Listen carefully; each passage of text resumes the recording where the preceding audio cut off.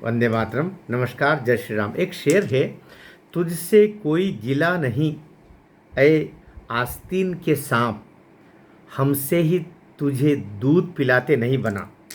मनर की गपशप में बात करते हैं उन राष्ट्र विरोधी मानसिकता की जिनको ये राष्ट्र बहुत कुछ दे रहा है, क्या नहीं दे रहा है, उसके बावजूद भी जब भी राष्ट्र की जड़ों में मट्ठा डालने का अवसर आता है वो लोग अग्रणी भूमिका में रहते हैं। बड़े दुख की बात है, बहुत दुख की बात है। राहुल गांधी इस देश के युवा तो नहीं, एक अब वो वृद्ध नेताओं की तरफ जा रहे हैं, 58-60 साल के होने वाले हैं।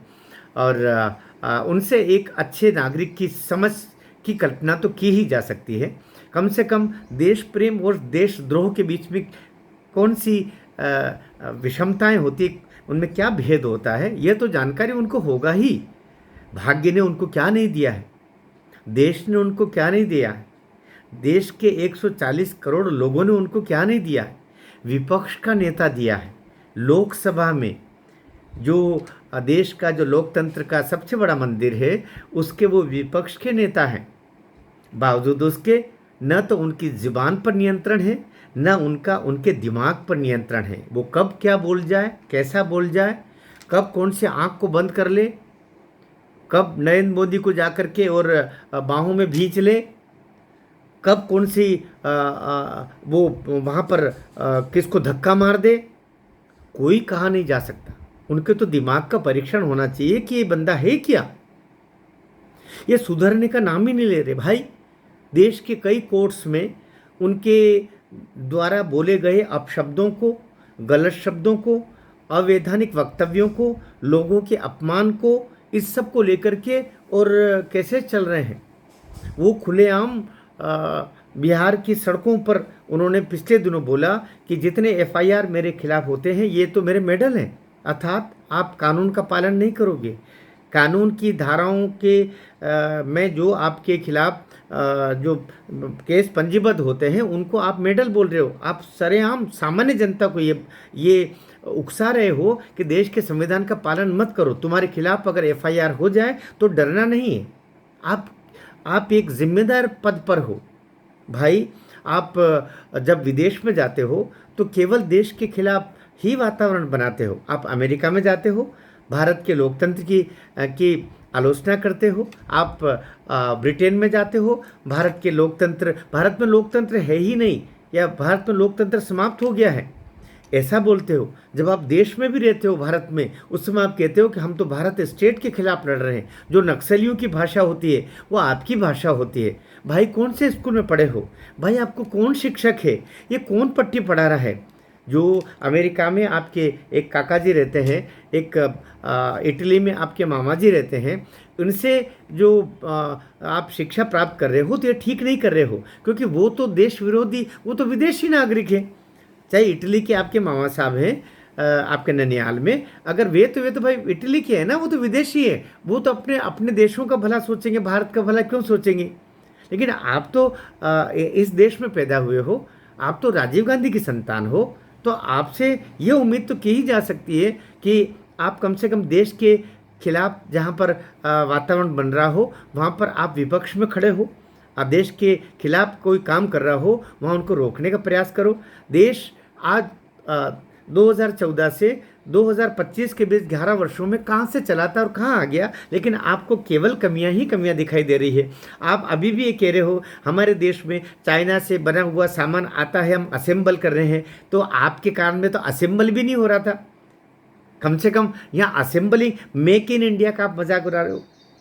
मेक इन इंडिया का मतलब समझते हो Rahul ji? Make in India का मतलब ये, आप दुनिया के किसी भी कोने में सामान बन रहा हो तो बन रहा हो, लेकिन उनके पुर्जों को यहाँ ला करके जब यहाँ असेंबल करते हैं, मेक मतलब बनाना, प्रोड्यूस इन इंडिया। आप जानते हो ना इस बात को?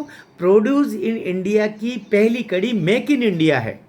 पहले वो चीज़ें यहाँ आएगी, यहाँ आकर के असेंबल होकर के, और हम अधिकतम चीज़ों को विदेशों में भेज रहे हैं, अर्थात निर्यातक देश के रूप में भारत का नाम आ रहा है, भारत को उसका पैसा मिल रहा है, भारत को निर्यातक देश बन रहा है, भारत को ही सारे जो टैक्सेस के रूप में जो राजस्व प्राप्त हो रहा है वो भारत को प्राप्त हो रहा है निर्यातक देश के नाते।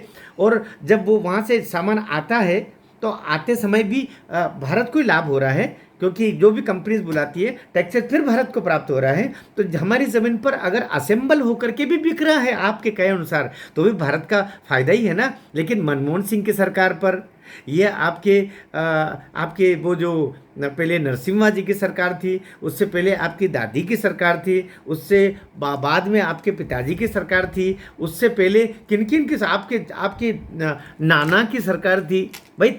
अब आप अभी जितने भी 75 वर्ष के इस काल में, पहले तो सब आप ही कराए ना। ये 10-11 साल को 3-4 साल अटल जी का छोड़ दिया जाए तो 60 साल तक तो आप ही के दादा नाना मामा काका पापा इन्हीं लोगों की सरकारें थी ना। तब आप क्या कर रहे थे? तब तो विदेशों से सामान खरीदना, भारत के लिए सामान भी विदेशों से ही खरीदना, पूरा पूरा सामान मेड और मेक दोनों ही विदेश में होता था, यहाँ केवल इंपोर्ट होता था। और उस इंपोर्ट करने में भी अपने कमीशन, चाहे वो सेना के हथियार हो, चाहे हमारे आयुध की जो बाकी संसाधन हो, चाहे अब हमारे जो फाइटर्स प्लेन हो, सारी चीज़ें विदेश से आती थी।